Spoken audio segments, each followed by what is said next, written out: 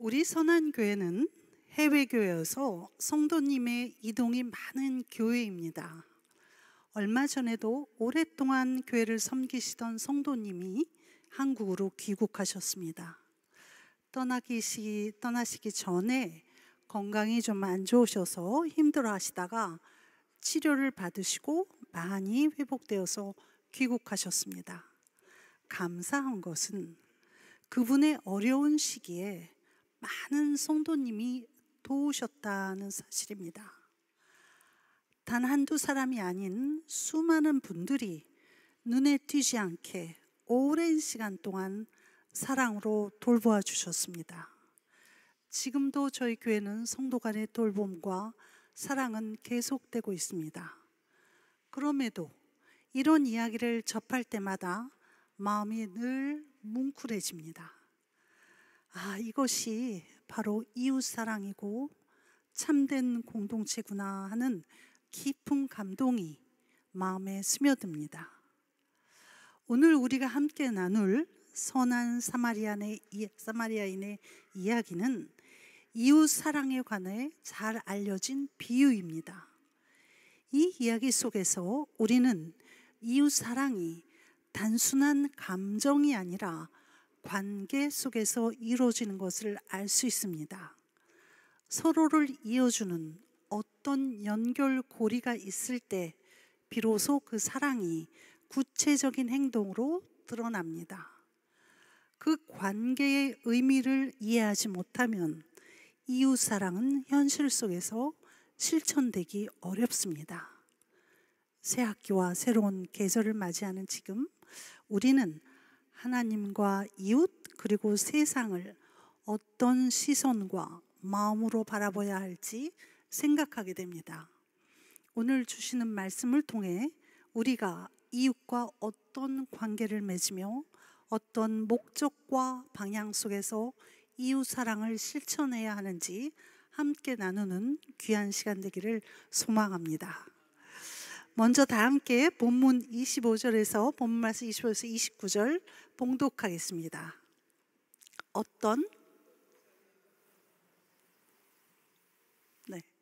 어떤 율법 교사가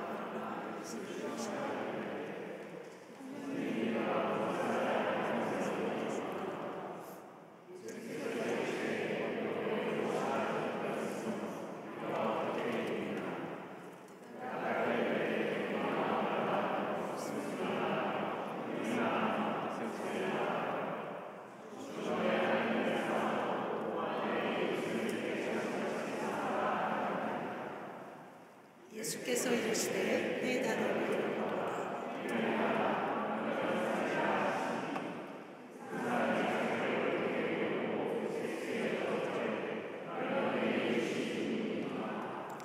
아멘. 이 이야기는 예수님께서 70인의 제자들을 각 마을로 보내셨고 그들이 사역을 마친 뒤에 돌아와 보고하는 장면 직후에 일어난 일입니다. 제자들의 보고를 들으신 예수님은 성령으로 기뻐하시며 하나님께 감사드렸습니다. 축하와 감격의 분위기가 감도는 그 자리에서 한 율법 교사가 많은 이들의 관심사인 영생을 어떻게 얻을 수 있습니까? 라는 질문을 던집니다. 영생은 하나님을 믿는 사람들에게 주어진 약속이며 동시에 크나큰 축복입니다. 이에 대해 예수님께서는 직접 답을 주시기보다는 오히려 이렇게 되물으십니다. 율법에 무엇이라 기록되었느냐? 너는 그것을 어떻게 읽느냐? 이 질문은 상대방이 스스로 답을 찾아가도록 이끄는 일종의 소크라테스 대화법을 연상케 합니다. 여기서 말하는 율법은 히브리어로 토라이며 이는 내 안에 거하는 하나님의 완전한 법이라는 뜻을 담고 있습니다. 우리가 흔히 말하는 모세오경, 즉 창세기부터 신명기까지 전체를 포함하며 이스라엘 백성들이 마땅히 지켜야 할 십계명과 다양한 종교적 윤리적 규범들이 담겨 있습니다. 율법 교사는 이에 대해 신명기 6장 5절과 레위기 19장 18절들의 말씀들을 근거로 하나님을 사랑하고 이웃을 사랑하라고 답합니다. 그는 율법을 누구보다 잘 아는 사람이었고 성경 전체를 요약하면 하나님 사랑과 이웃 사랑이라는 사실을 정확히 알고 있었습니다. 하나님을 사랑하고 이웃을 자기 자신처럼 사랑하라는 이 계명은 율법 전체의 핵심이며 모든 계명의 본질이라고 할 수 있습니다. 사도 요한과 바울과 야고보 역시 이 계명이 율법과 선지자의 강령이자 가장 위대한 계명이라고 강조합니다.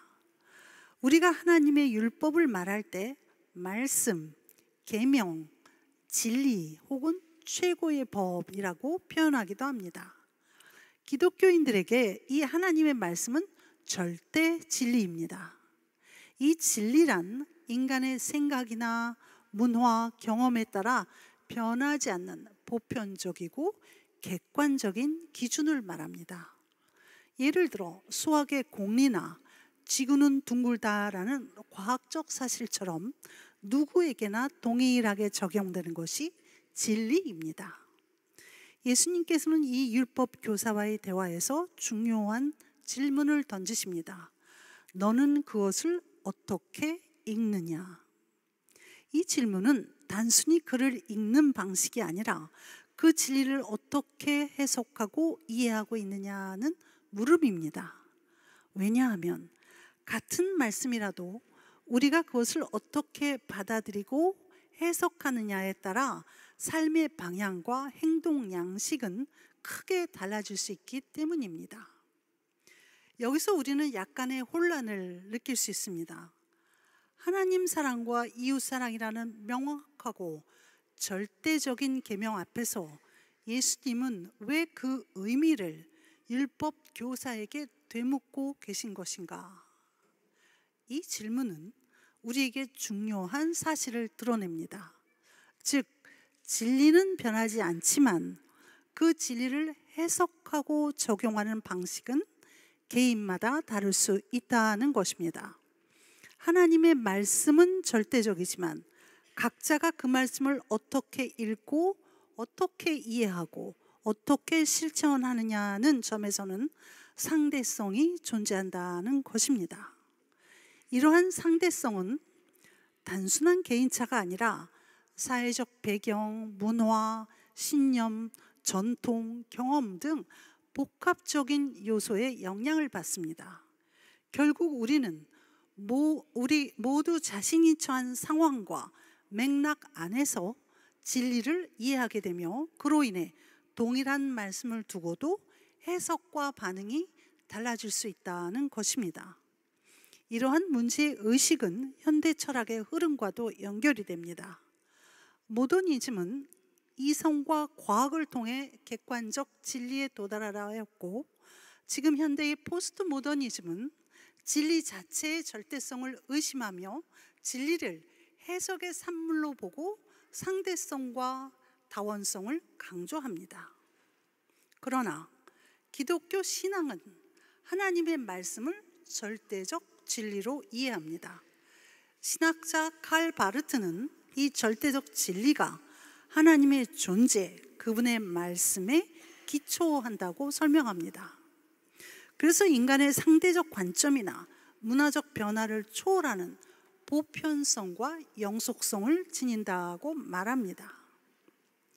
결국 예수님께서 너는 그것을 어떻게 읽느냐라고 물으신 것은 진리의 내용 자체가 아니라 그 진리의 말씀에 대한 그의 태도와 이해를 물으시는 것입니다.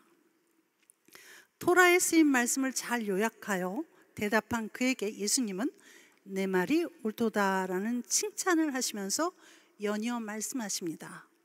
이를 행하라. 그러면 살리라. 율법 교사가 궁극적으로 원하던 답은 영생에 관한 답이었습니다. 하나님 사랑, 이웃 사랑을 하면 영생을 얻는다는 답을 하였고, 그것을 어떻게 읽었는가에 대한 그의 개인적인 해석은 이야기하지 않습니다. 그러나 대화는 여기서 끝나지 않습니다. 율법 교사는 다시 묻습니다. 그러면 내 이웃이 누구입니까? 본문은 그가 이 질문을 던진 이유에 대해 자기를 옳게 보이려 함이라라고 밝히고 있습니다. 어쩌면 그는 예수님 앞에서 자신이 하나님을 잘 사랑하고 이웃도 잘 섬기고 있다는 것을 드러내고 싶었을지 모릅니다.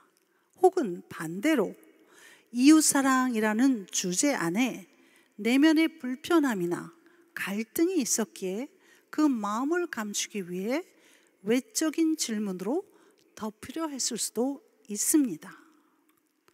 우리는 모두 하나님 앞에서는 솔직한 고백을 드릴 수 있지만 사람들 앞에서는 자신의 모습이나 감정을 숨기거나 포장하려는 경향이 있습니다. 본심과 다른 말이나 행동이 나오는 이유도 여기에 있습니다. 이 율법교사 역시 이웃사랑에 대한 어떤 내면의 갈등이 있었지만 그것을 드러내지 않기 위해 내 이웃이 누구입니까? 라고 물었던 것일지도 모릅니다. 내 이웃이 누구이니까 율법교사답게 이 질문은 윤리적이고 종교적으로 훌륭한 질문이었고 예수님은 그 질문에 비유로 답하십니다. 다 함께 30절에서 35절 함께 봉독하겠습니다. 예수께서 어떤 사람이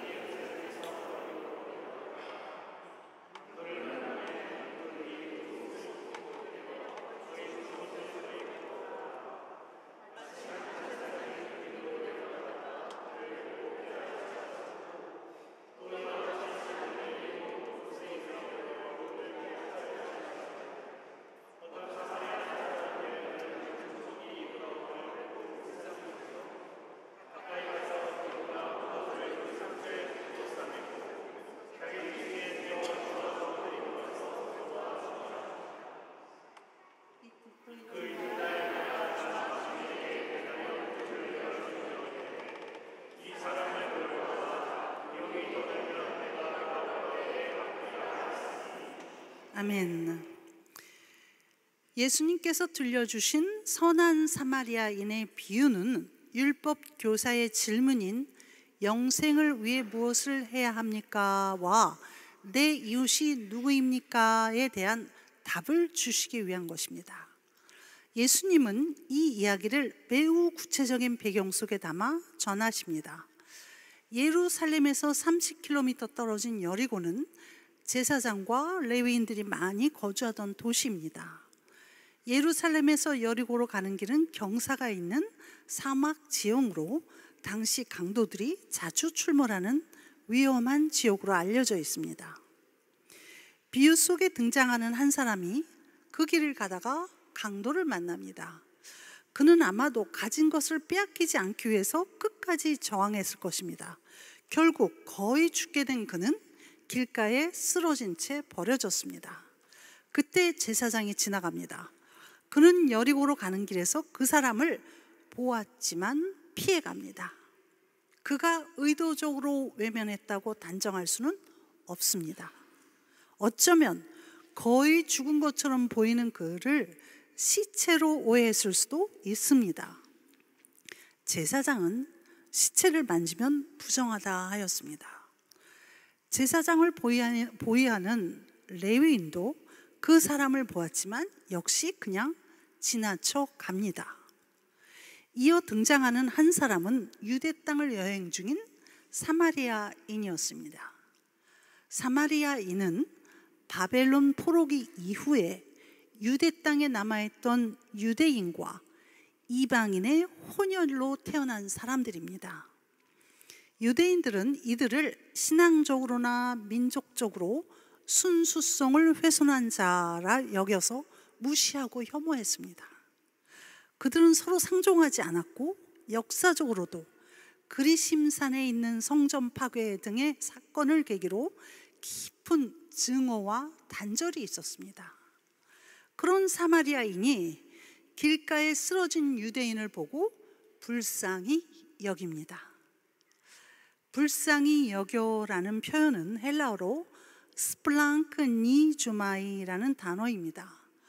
어원인 스플랑크나는 심장, 간, 창자 등 내장을 의미합니다. 그래서 단순한 감정 이상의 깊은 공감과 행동을 일으키는 연민을 말합니다.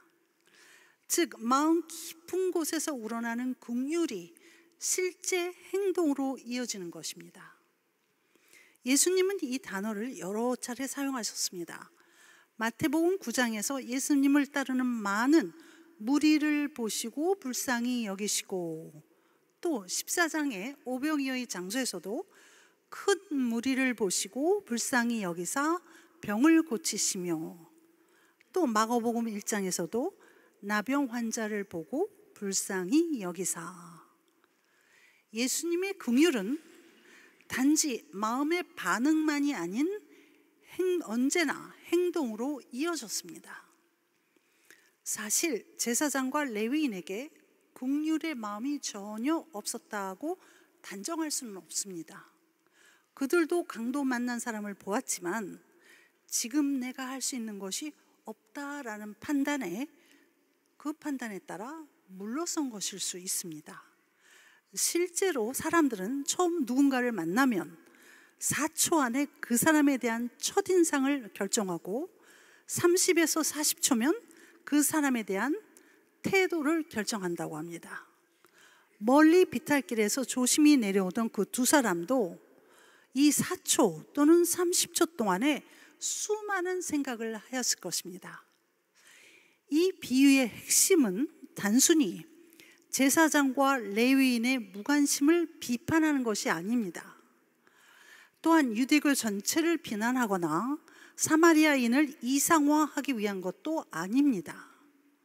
예수님은 당시 1세기 유대 사회의 문화와 종교적 맥락 안에서 오히려 가장 예상 밖의 인물을 통해 진리의 메시지를 전하려는 의도를 담고 있었던 것입니다.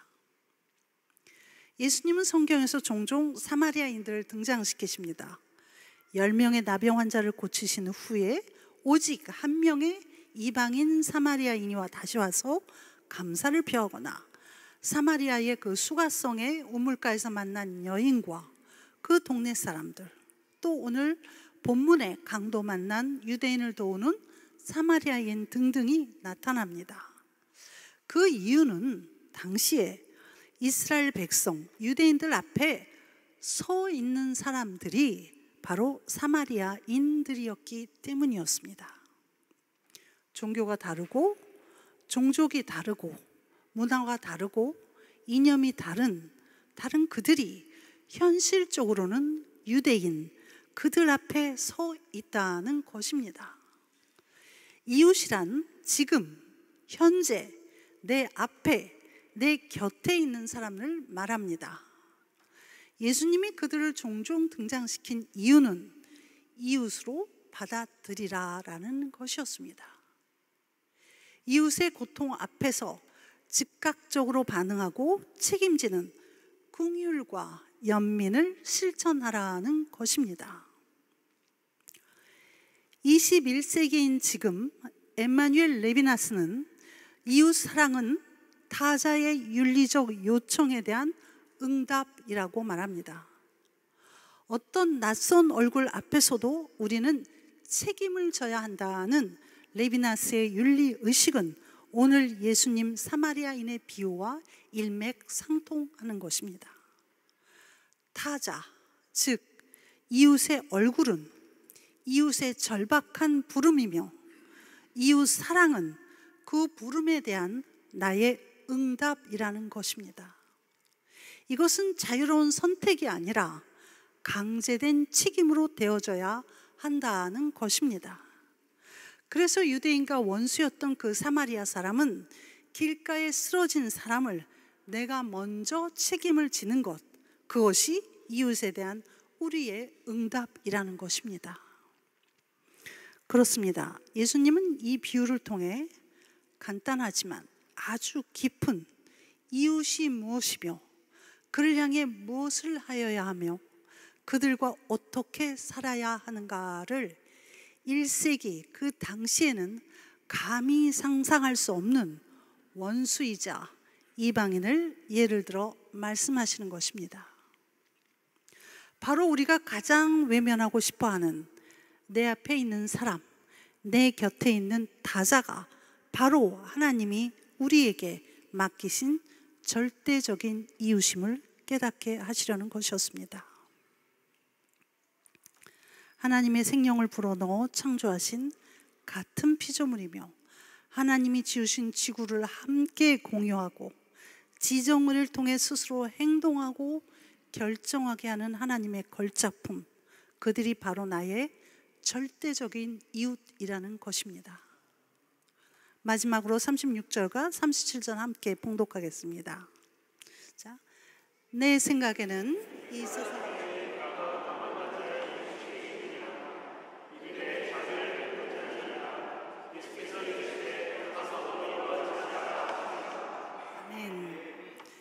예수님은 비유를 모두 말씀하신 후에 율법 교사에게 아주 중요한 질문을 던지십니다. 원래 율법 교사의 질문은 내 이웃이 누구입니까? 였습니다. 이 말은 곧 내가 누구를 도와야 하나요? 다시 말해 내가 사랑해야 할 자격이 있는 사람은 누구인가요? 라는 뜻이 담겨 있습니다. 근데 예수님은 그 질문을 바꾸셔서 이렇게 되물으십니다. 누가 강도 만난 사람의 이웃이 되어 주었느냐? 즉 이웃이 누구냐를 따지기보다는 누가 실제로 이웃이 되어 주었는지를 보라는 말씀입니다. 이에 율법 교사는 자비를 베푼 사람입니다 라고 대답합니다. 예수님께서 그에게 직접 답을 주지 않으시고 스스로 말하게 하신 데는 중요한 의미가 있습니다. 그 자비를 베푼 사람이 누구냐는 것입니다. 그 사람은 다름 아닌 율법 교사 자신이며 오늘 이 말씀을 듣는 우리 각자라는 것입니다. 우리가 바로 자비를 실천해야 할 주체라는 뜻입니다. 우리는 종종 나는 누구를 나의 이웃으로 사랑해야 하는가라는 질문을 합니다. 예수님은 이 비유를 통해 우리는 이웃이 누구인지를 따지기보다는 내가 먼저 이웃이 되어주는 사람이 되어야 한다는 것입니다. 그렇기에 나의 이웃은 어떤 조건을 갖춘 특정한 대상이 아니라 내가 먼저 사랑을 실천함으로써 드러나는 존재입니다. 결국 이웃을 사랑하는 일은 내가 먼저 시작해야 하는, 그래서 나와 여러분은 이웃 사랑의 절대적 주체라는 것입니다. 예수님의 이 말씀은 이웃의 범위가 단지 유대인에 국한되지 않고 이방인과 나그네, 더 나아가 이 세상에서 함께 살아가는 모든 사람임을 보여줍니다. 그 안에 때로는 갈등이 있는 사람, 내 감정을 불편하게 하는 사람, 심지어 원수까지도 포함됩니다. 예수님은 그러한 사람들조차도 우리가 이웃사랑의 주체가 되라고 말씀하십니다. 사실 원수를 사랑하라는 말씀은 많은 이들에게 매우 어려운 명령으로 다가옵니다. 내가 어떻게 나의 원수를 사랑할 수 있습니까? 라는 거부감이 들 수밖에 없습니다. 이는 우리가 죄된 본성을 가진 존재이며 우리의 사랑은 본질적으로 한계가 있기 때문입니다. 그래서 우리는 이웃이 되어주는 행동의 주체가 될 수는 있어도 사랑 그 자체의 근원이 될 수는 없습니다. 사랑의 참된 주체는 하나님이십니다. 성 어거스틴은 하나님은 우리가 서로 사랑할 때 필요한 그 사랑 자체이다라고 말합니다. 사도 요한도 하나님은 사랑이시다라고 고백합니다. 하나님은 사랑을 가지신 분이 아니고 사랑 그 자체인 분이라는 것입니다. 따라서 원수를 포함한 모든 이웃을 사랑할 힘은 우리 안에 계신 하나님에게서 나오는 것입니다. 하나님의 말씀, 성령님의 인도하심, 그리고 기도, 즉 교제 없이는 진정한 사랑을 실천할 수 없습니다. 사도 요한은 이렇게 고백합니다. 우리가 사랑함은 그가 먼저 우리를 사랑하셨습니다. 예수님께서는 영생에 대해 진지하게 질문한 율법 교사의 마음을 외면하지 않으셨습니다.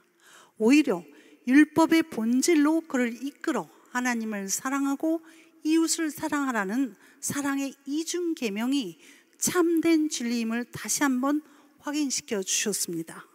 그리고 이렇게 말씀하십니다. 이를 행하라. 그러면 살리라. 결국 하나님을 사랑하고 이웃을 사랑하라는 절대적인 진리는 우리 스스로가 먼저 이웃이 되어야 하며, 우리는 하나님의 사랑을 덧입어 이웃 사랑을 행하는 주체가 되어야 비로소 영생을 누릴 수 있다는 것을 말씀하시는 것입니다. 사랑하는 성도 여러분, 하나님을 사랑하고 이웃을 사랑하라는 이 사랑의 진리 안에서 이미 이 땅에서부터 영생을 누리는 복된 삶, 복된 세계절, 새학기 되시기를 주님의 이름으로 축복하며 기도합니다.